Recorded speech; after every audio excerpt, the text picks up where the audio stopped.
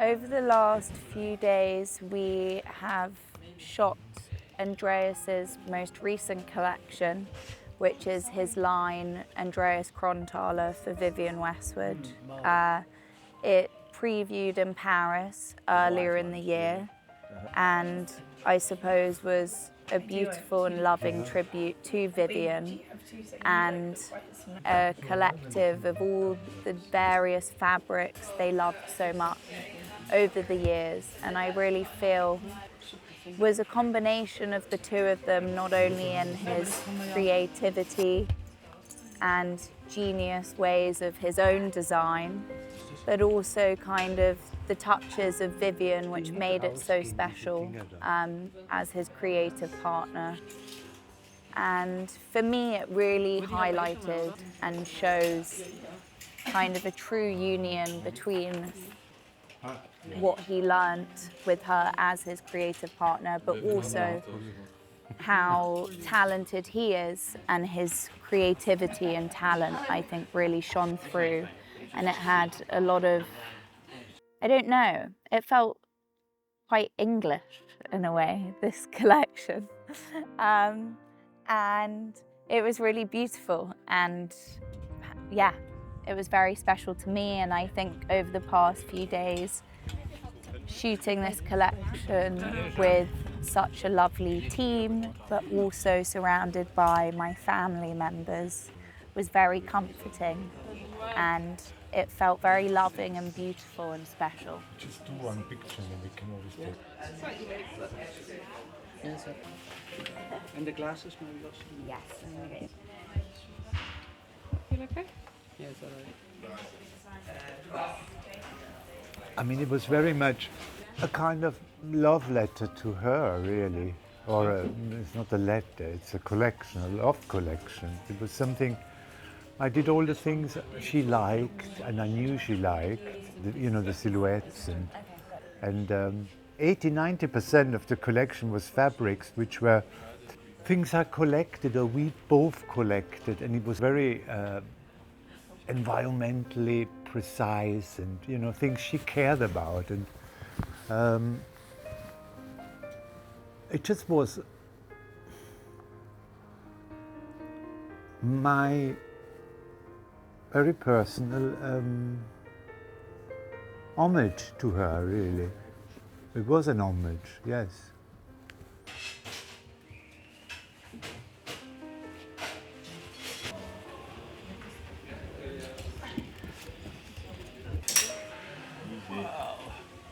Yeah, just push it.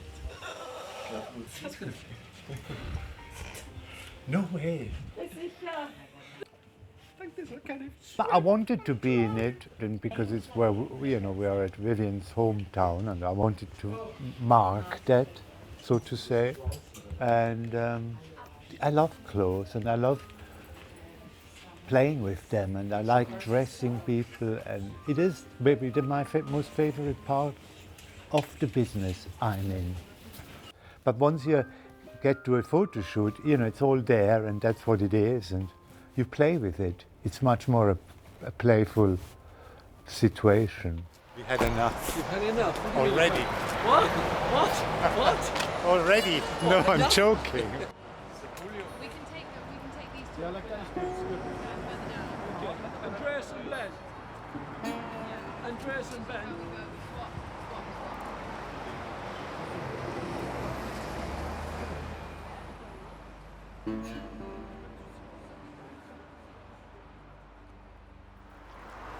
Shades on, that's it. Shades on. That's the money shot. Tintwistle is in the Peak District, which is rough, wild moorland and some high hills, but it's very beautiful. The reason why Tintwistle was chosen is because that's where my mother's buried, and that's the one reason. I mean, she came from Tintwistle. She was born there and grew up there. Was there until she was 15 when she moved to London with her parents. And we're making it a sort of place of pilgrimage now. And part of that is to do the latest clothes campaign in and around Tintwistle, including the house where she was, that she grew up in.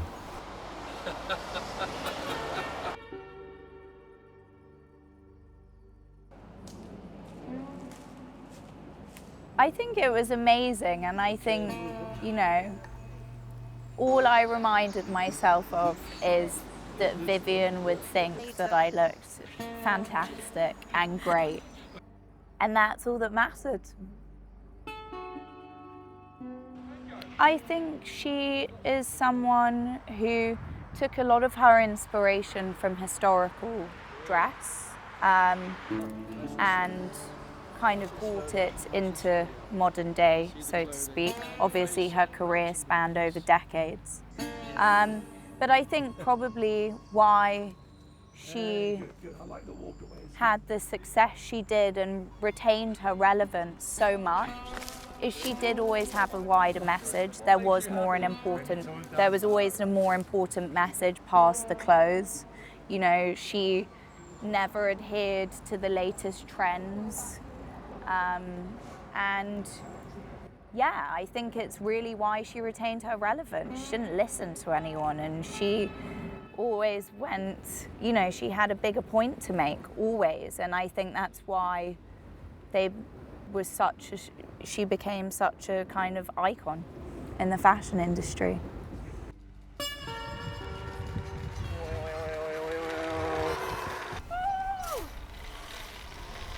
That was so fun. Once a kid, always a kid. I just loved her from the first minute on. I'm not sure why, I don't know, but it's just...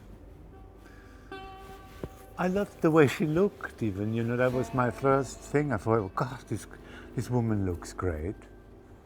I remember this was my first thought, which entered my head. She's just so extravagant and just liked it. And interesting. She stimulated me. Okay. She really stimulated my brain. And she was never anybody who messed around. She was always working something out. She lived life in this way. She needed to make something and she needed to understand it. Yeah, why not?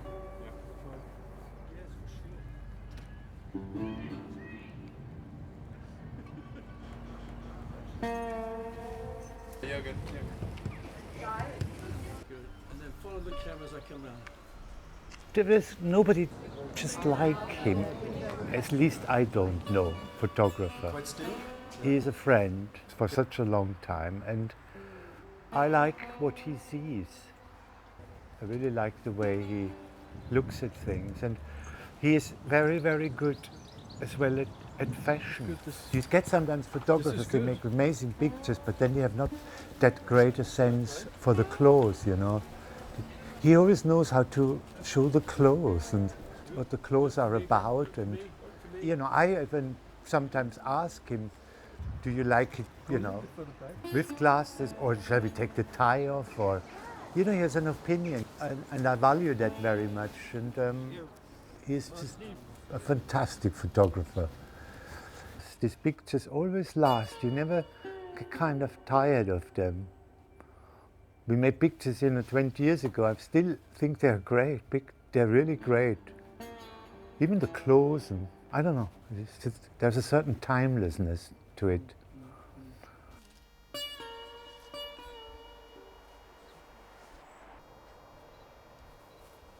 No, I've learned so much from her, and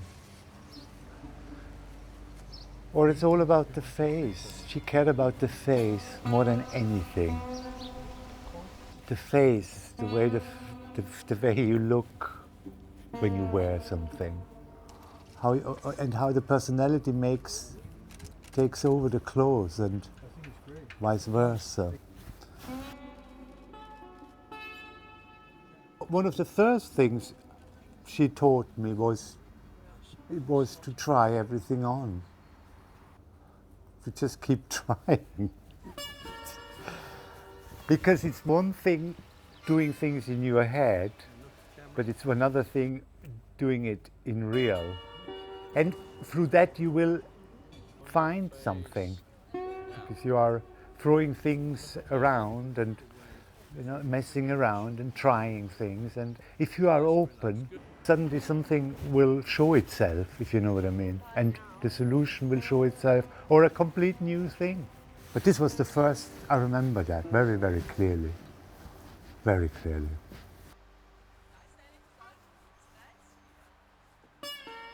I would love her to be remembered for all of her achievements and everything she did, but I think most importantly what should be taken and how she'd like to be remembered would be to inspire others to stand up for the right things. I think going back to Tintwistle, where she's from, is a reminder that she is very much from humble beginnings, and she really is kind of the real deal, and that should be inspiring to younger people within their creativity.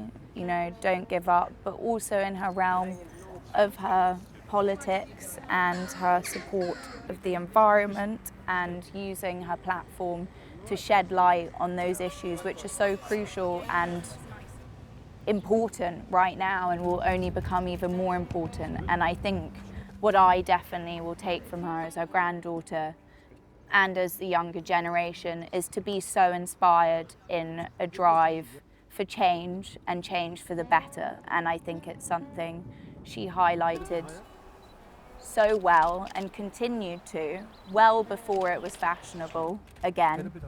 And because she really believed and had a lot of love and care for the world. And that is how I think she'd like to be remembered, but also to drive us all to continuing and honouring that for her.